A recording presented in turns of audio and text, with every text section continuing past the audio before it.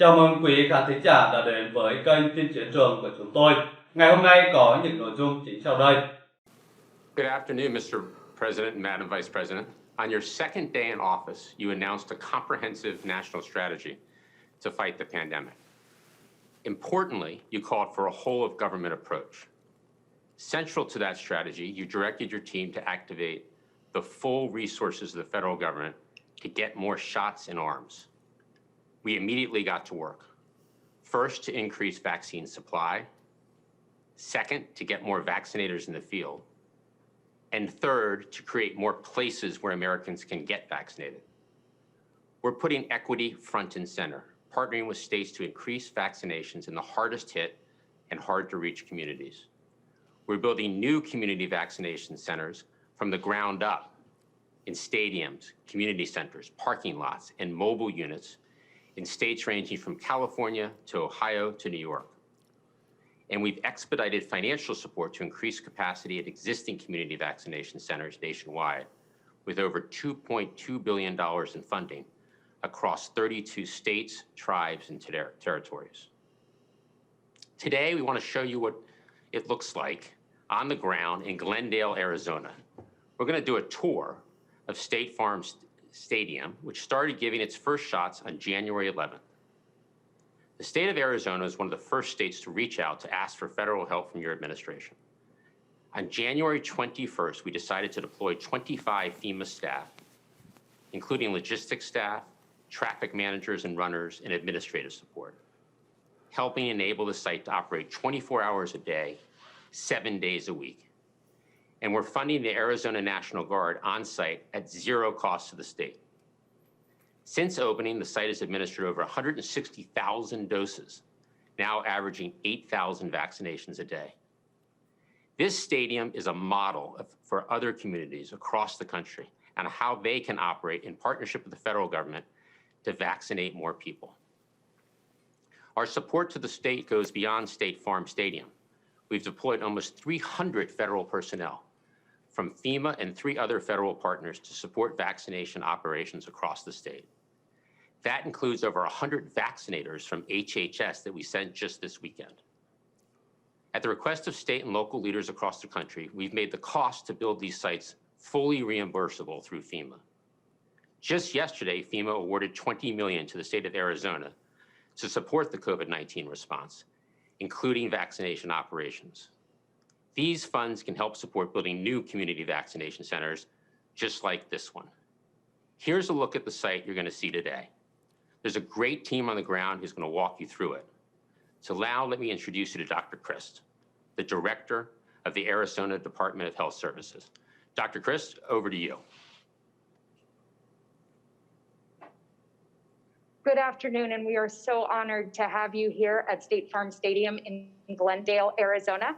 I want to take you into the command tent where we manage the day-to-day operations of the state's only and 24/7 state-operated vaccination site. So come on in. So State Farm Stadium is the first 24/7 vaccination site in Arizona. We have a dashboard that we monitor all of our data that we look at. And so we are averaging between 8,000 and 9,000 vaccines per day. That currently is both first and second doses.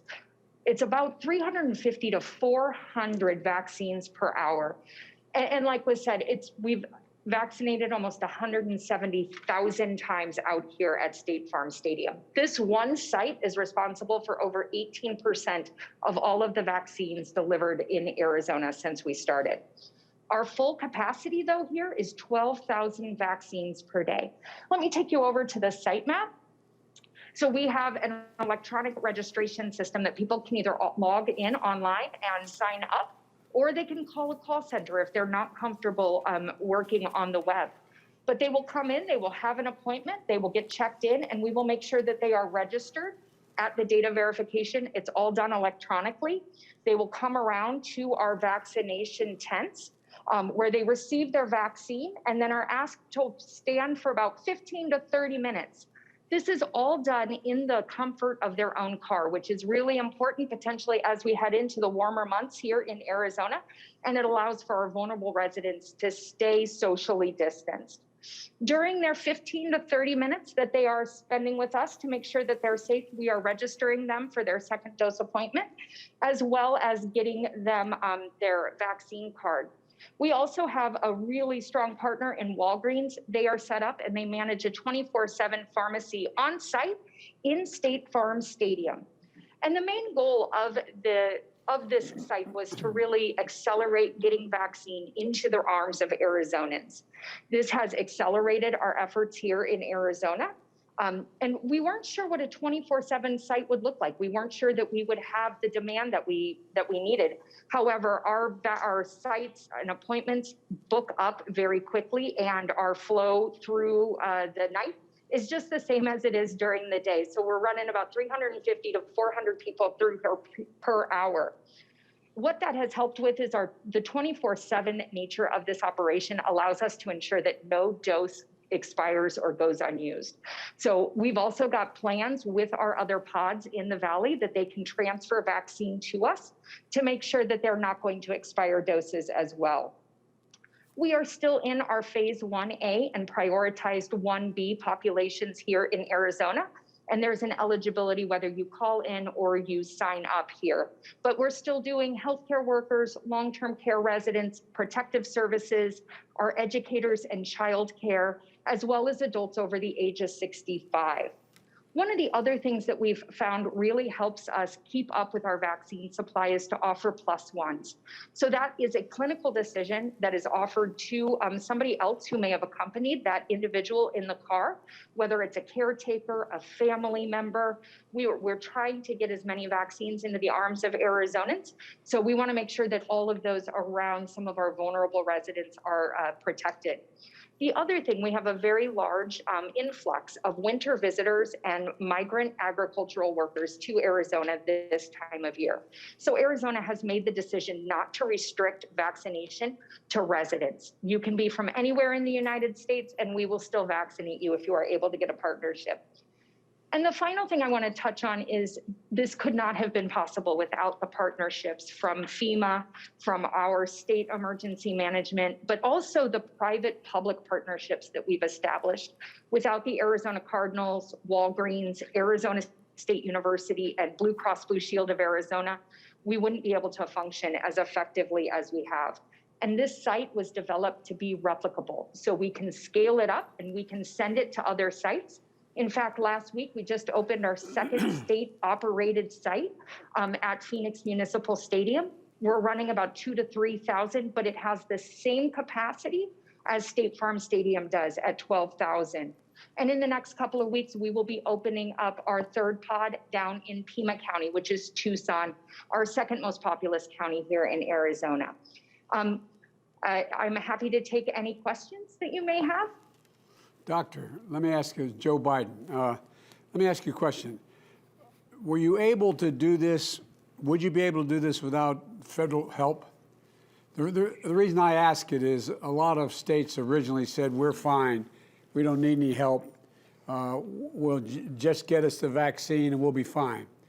Talk to me practically about what it took to get it to this stage. So without the federal funding and without the federal partnership, this would be a huge logistical lift. And so the fact that we've got such great partnership with our federal partners, whether it's FEMA, whether it's HHS, that's been the crux. And so without that funding and the vaccine and the vaccinators that have come out here, along with all of the logistical support that we've gotten, it's a huge lift to put something like this together. Why did you decide on this site for the drive-through? So that is a great question, Mr. President. One of the things is our partnership with the Arizona Cardinals. So Michael Bidwell and the Cardinals have been strong partners throughout the COVID response. We actually had a testing site in partnership here with ASU, Arizona State University, as well as the Arizona Cardinals. So we had some of the infrastructure and the plans in place to then build into a vaccination site. But it's also got great freeway access. Everybody knows where it is. We can do freeway signs so that people can easily navigate into the parking lot. And with the NFL season in Arizona being over, it was the perfect partnership. I got a call during the Super Bowl from the commissioner of football and offering us, the federal government, the 30 major stadiums. So I think they're going to be coming to you to look at how you did it because you're doing such a great job. One last question. Do you, I was pleased and a little surprised to hear that if a caretaker drove somebody, or if I assume a family member drove someone who qualifies to get the shot, they would also qualify as well. Is that correct? Yes, it's a clinical decision made on site at the time. It depends on our vaccine supply and the capacity that we have at the site to be able to register that additional person. But we really try. We know that people are in constant contact with family members and loved ones. And the more we can do to surround them with vaccinated people, like their caretaker, it just keeps people safer. Well, one of the things you may recall, the Vice President and I announced about 15 days ago that we're going to try to get 100 million shots in 100 days into people's arms. We found out we didn't quite have the supply of vaccine we thought initially. We're all set now, but we're exceeding that number. And so because of folks like you who are dedicated, and I just want to, before I turn it over to the Vice President, she may have some questions, I just want to thank you for your dedication. You're saving people's lives, short-term and long-term. So thank you, thank you, thank you. I'm looking forward to meeting you one day. Hi, Doctor. I joined the president. Thank you, thank you. This is an incredible model. How are you reaching out to your hardest hit communities and those who may have a difficult time with transportation or just proportionally are some of the hardest hit, but maybe not receiving the vaccine at the greatest numbers? What kind of outreach are you doing? We lost you, Doc. Uh-oh, you're muted. Am I good Yep. right now? You're good. Yep. Does that work? Okay, perfect. Okay, sorry, the technical.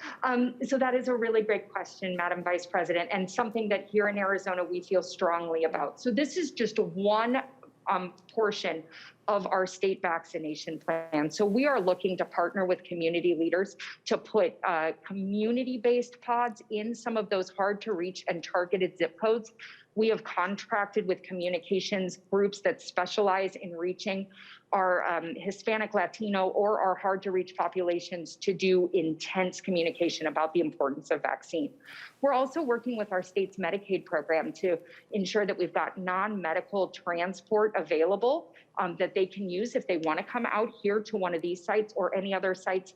And we're also taking advantage of the CDC's retail pharmacy partnership to make sure that we're getting those vaccines into pharmacies in hard to hit areas, as well as our community health centers.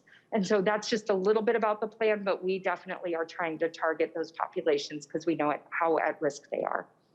And my other question is, what's the proportion, do you have a sense of the folks that are getting the first vaccine versus the second vaccine? So we here are very surprised at how willing people are to get that second dose vaccine. So we've been, that was one of our lessons learned here at State Farm Stadium. We register people for their second dose before they actually leave the site. And prior, we had been just telling them we would email them. That has been great. We have a high demand for second dose, and we actually take people who are looking to get their second dose, but can't find it somewhere else here at State Farm as walk-ins. That's great. Thank you for your work. And to your whole team, thank them. Doing a great job, Doc. Thank you. All right, well now I am gonna hand it over to Brittany, who is our lead clinical supervisor. She is out at the vaccination tents, and I know she's looking forward to talking with you. Thank you.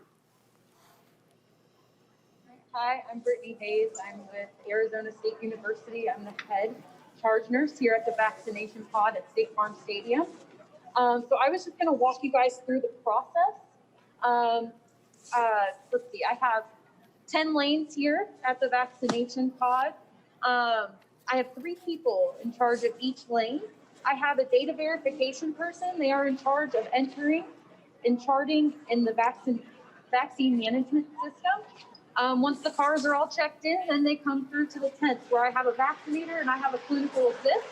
My clinical assist is in charge of safety. They'll ensure that the car comes in, puts the car in park, all the windows are down, my car's turned off, and then they'll write the time on the windshield of when they've entered that pod. And then my vaccinator. My vaccinator is the first clinical person that a patron sees as they come through. And they are in charge of an assessment, pretty much looking for if they're acutely ill, if they have allergies, anything that we need to know so we can know if they need to stay for 15 to 30 minutes, if they're eligible for the vaccine. And then they are to give the vaccine using the proper technique and safety. So safety is a big part of what I'm in charge of here, ensuring that sharps containers are used properly, PPE equipment is used properly as well, infection control risks, ensuring that we are giving the vaccines through the car door windows if we can, and then in charge of contraindications to the vaccine. So some of the challenges that I have endured here, as you know, this is a big operation. We have a mix of volunteers and staff. So just making the process as simple as possible so somebody can come in not knowing anything about what we're doing, and then training them as easily as possible and getting them to work an 8-hour shift safely and effectively. And I think we have really narrowed it down here at my vaccination station to where we do a huddle, they are given their pertinent information, and then they are trained by the previous staff. And then as far as other challenges, we are 24/7 site. So the no production has been a challenge for me. So we have to implement things on the fly. And how do you communicate that with 50 people that are working your site? So I have dedicated leadership staff that are here and help me with anything I need. And they are wonderful, and their dedication is greatly appreciated. And then as far as some of the successes, I mean, we were vaccinating one vaccine per 10 seconds. So I feel like that is very impressive. And we are giving people hope, giving volunteers and staff purpose, and then feeling united. This has been a long year, and I'm just thrilled that we can give that unity back. We're really proud of you. Thank you. No, I really mean it. Tell me about the number of volunteers. Are these pure volunteers? Do they get per diem, or are they pure volunteers? Partnered with Blue Cross Blue Shield for our volunteers. I'm not exactly sure everything that goes into that process, but over 50% of probably what is on my vaccination pods here are volunteers. All of our datafication people are volunteers. And when someone comes through in a vehicle, do they have to demonstrate proof of eligibility, or have they also been cleared before they get to that tent? That's what I'm for. The charge nurse, I have dedicated that to them to make that decision. If they have allergies or something along those lines, immunocompromised, if they had COVID and had the convalescent plasma, that's my job to dig a little deeper than what the assessment of the vaccinator is, and to really see that they are eligible, because I want to give the vaccine to everybody possible. Now, in Arizona, what is the age eligibility for coming through that tent? So since we are doing the Pfizer vaccine, it is 16 and over, but the 16 and over has to be, the appointment needs to be made online. If they are walk-in, it does have to be 18 or older due to them just being minors. Gotcha. And what do you hear from the folks coming through that get the vaccine, that actually you get the shot in their arm? What are the kind of things you most often hear from them or your volunteers? They're amazed. Yeah, no, I'm sorry. They're amazed by the process, the smoothness. I hear that a lot. I hear a lot of other touching stories, you know, that people have gone through due to COVID, and you know, they're here, and really we're instilling hope. A dose of hope is what I've been calling it. I've heard, but the smoothness of the process is what I hear most. Last question I have: how can we best support you and other frontline workers?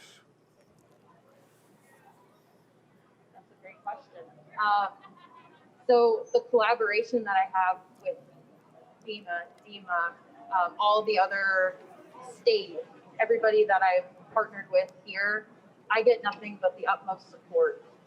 And it's been amazing to collaborate with everybody. They check in. If I need something, it's done. They know that I'm trying to do everything to make this safe and efficient. So Well, support, yeah. are you a freshman at the university? No. I'm teasing. You look like a freshman. Well, thank you. Well, no, thank you for what you're doing. It really matters. As I said to the doc a few moments ago, Dr. Chris, we committed when we got in that we were short on vaccines and short on organization, and when we got sworn in, and we committed to do 100 million vaccinations in the first 100 days, and we're exceeding that. With the grace of God, the goodwill of neighbors, and help of people like you, we're going to end up doing more than that. So thank you for what you're doing. You're saving people's lives. Absolutely, and I'm more than happy to be here. I'm going to turn it over to the Vice President. She's got the tough questions. Hi, Brittany. Oh, okay. Hi. Hi, thank you for everything you're doing. You are a role model of how this kind of approach can work. And thank you for that, because it's not easy being a role model and being one of the first. But that being said, you're a leader really in the country around what you're experiencing right now and how that can help others that start to pop up. And we intend on doing this around in many places around the country. So what would your advice be to others who are setting up an operation like yours? What did you learn worked and what didn't work, so we can learn from whatever you have experienced?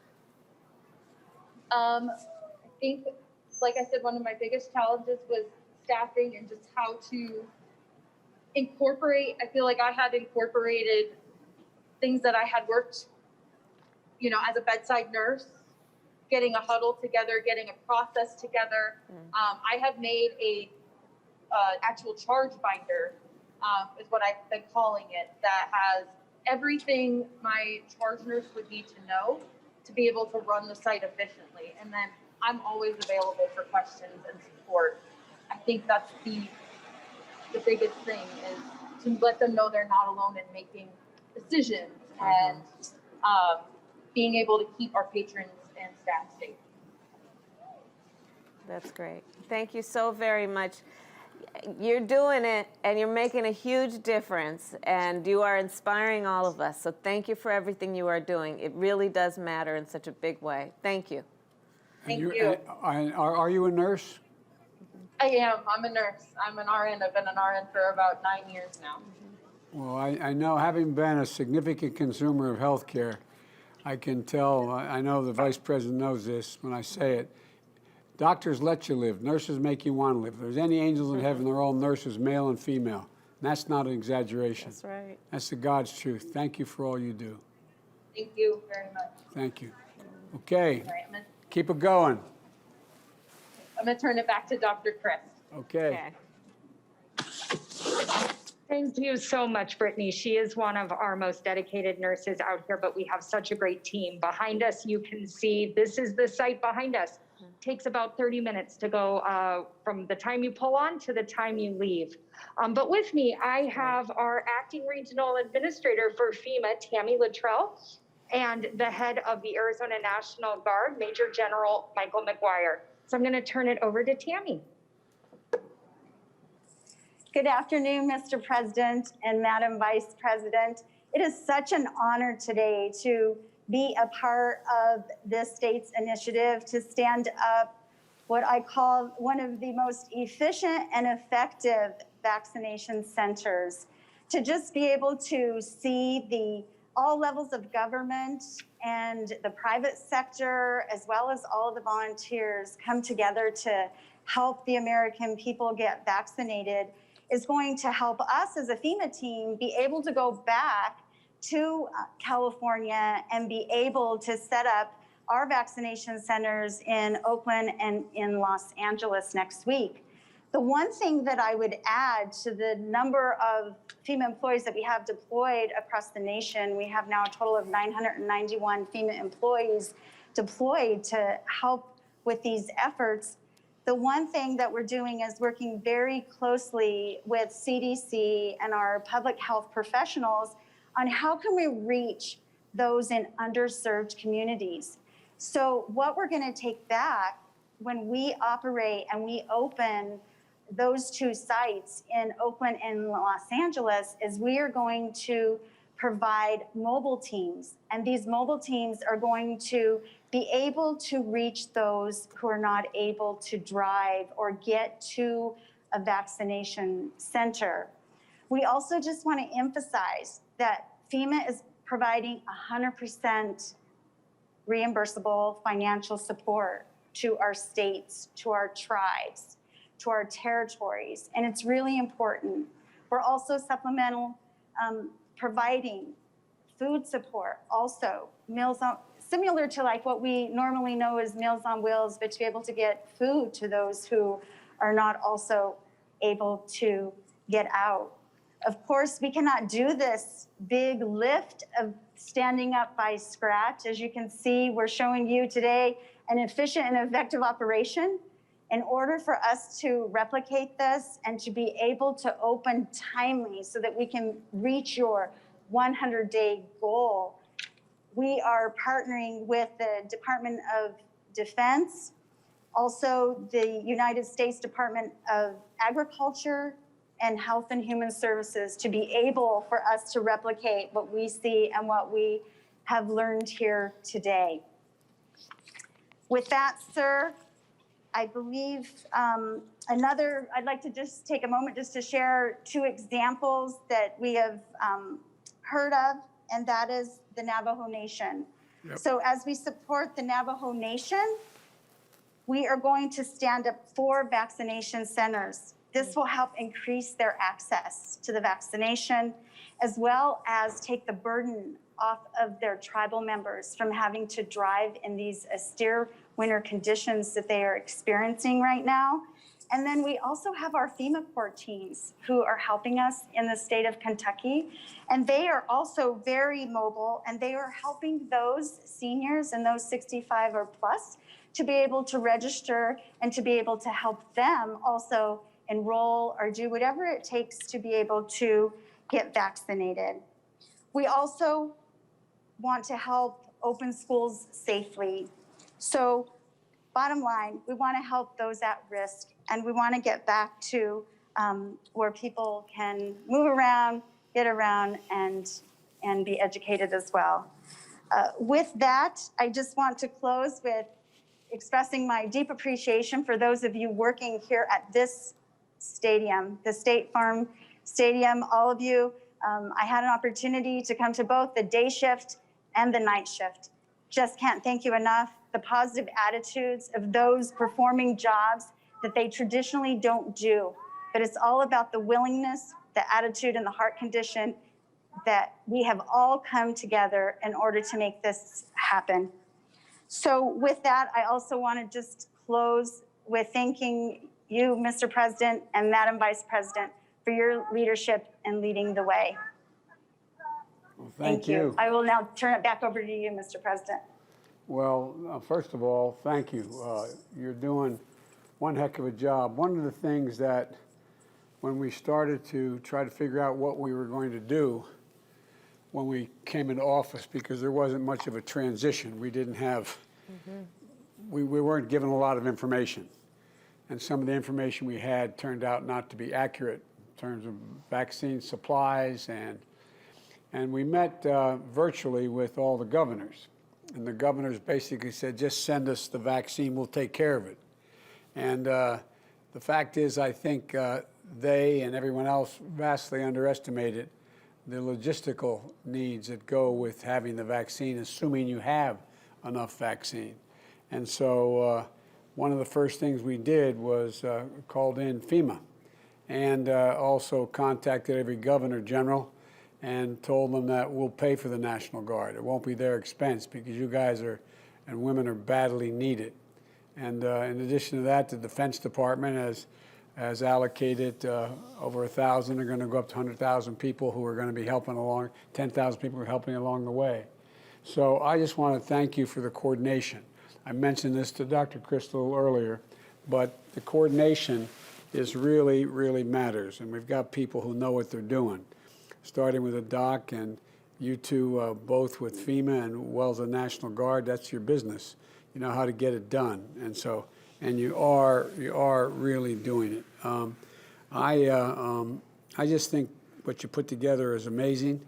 Our hope is that we're going to be able to not only keep the commitment to get 100 million shots in people's arms by the first 100 days. I think we'll exceed that considerably, but also to we've now been able to go out and talk personally with the vaccine manufacturers. They've upped significantly the commitments to the amount of vaccine they'll produce and when it will be produced. And so things are beginning to click. People are beginning to feel that they can find their way to get the vaccine.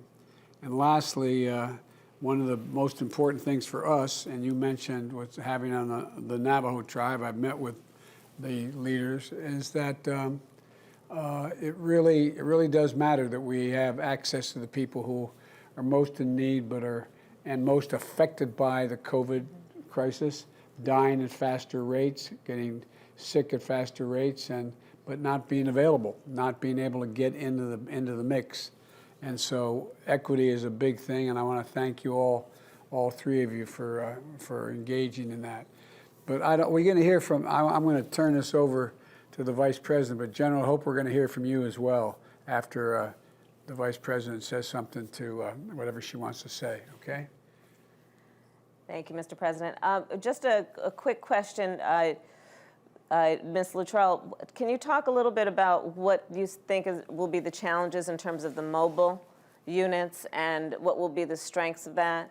Because again, we're going to be watching these first rollouts as a model for what we do in other places. So from the ground, what do you see as being the challenges and the strengths of that operation around mobile units? Sure. I would start with the strengths only because I've talked to our CDC partners and the public health professionals, where at first I thought we were going to have, be using or depending upon our mobile command vehicles out of our detachment, our MERS detachment out of FEMA, which they are still going to assist and help us because they have the means to technology where we could take on the road and then also be able to allow those who need to enroll be able to do so at ease. But after talking with CDC and the public health professionals, they educated us and let us know that there are mobile operations within the public health sector that are really good at mobile operations. So we're going to maximize as much as we possibly can and not just lean on our own understanding or our own FEMA resources in order to go mobile. So a lot to learn still, but we're staying optimistic that we're going to once again be able to come together and be able to reach those who need us the most. Thank you. Thank you. Thank you, ma'am. General, how you doing? I'm doing good, Mr. President. How are you today? Better for seeing you, man.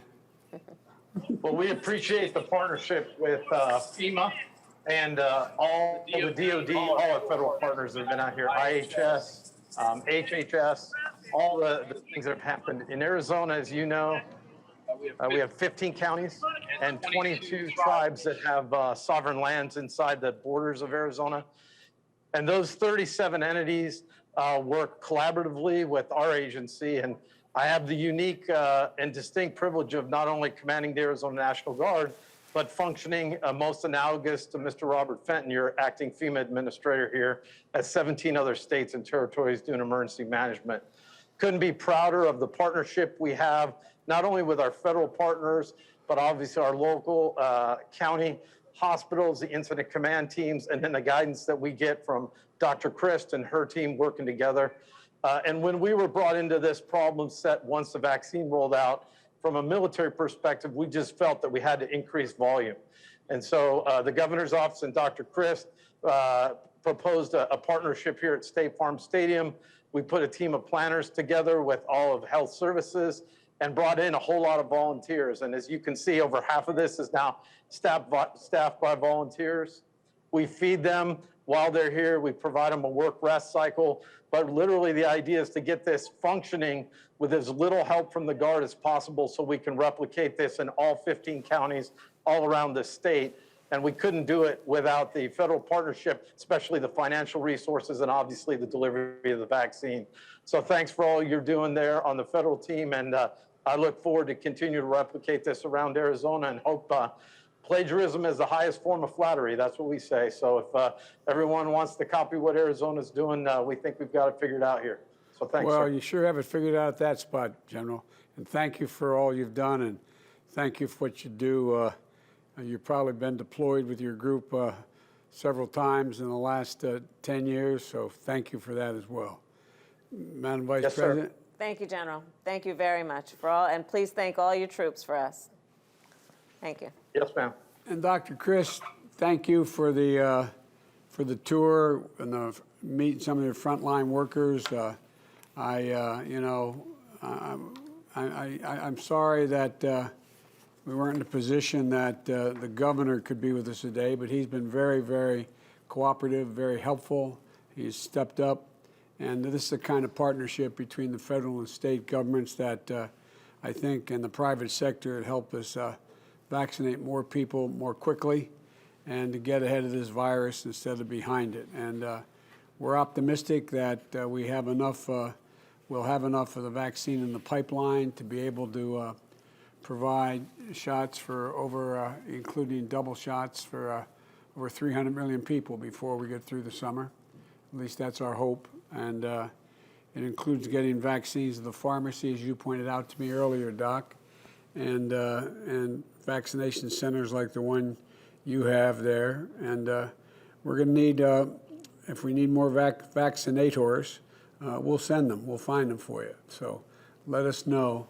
And again, I want to thank you very, very much for your leadership and look forward to, I wish we were in a situation, it sounds, it's counterintuitive, because of COVID, we can't see you, come and see you, which we ordinarily be doing, getting on a plane and coming out and looking firsthand. But you know, the fact is that you're the reason why we're going to beat this disease, and we will beat it. You know, big or small, we're going to do whatever it takes to reach and surpass our goal of over 100 million in 100 days, and there's a lot to do, and it's going to take time. We're going to face some setbacks along the way, including the complication of the strains that we're seeing from South Africa and other places. But I know we can do it. We've never failed as a country. We've done things together. Never, ever, ever, ever fail. We're united. And you guys are the example of unity. So thank you, thank you, thank you. Madam Vice President? Well, thank you all. As one of the first of this example of the partnership between the federal government, state, local, you all really are a model, and there are folks around the country who are going to benefit from the work you all are doing on the ground in Arizona. People who may not know your name, people you may not meet, but are going to be forever benefited because of your around-the-clock hard work. You are taking this on as a personal mission on behalf of folks who need your help, and you are there to do what's necessary. So thank you. Together with Governor Ducey, Senator Sinema, and Kelly, and so many others, I think we're showing how when we are unified, we can get a lot of good work done. So thank you all. There's no such thing as a red state or a blue state when it comes to COVID. There's no such thing as Democrat or Republican when it comes to COVID. When we stand united, there's not a damn thing we've been unable to do, and you're the perfect example of that. So thanks again. Stay safe, and thank you. Thank you. Cảm ơn quý khán thính giả đã quan tâm theo dõi đến hết chương trình. Quý vị nhớ like, share và comment ở dưới video để thông tin được lan tỏa đến với nhiều người. Thân ái chào tạm biệt và hẹn gặp lại quý vị trong các chương trình tiếp theo của kênh Tin Chiến Trường.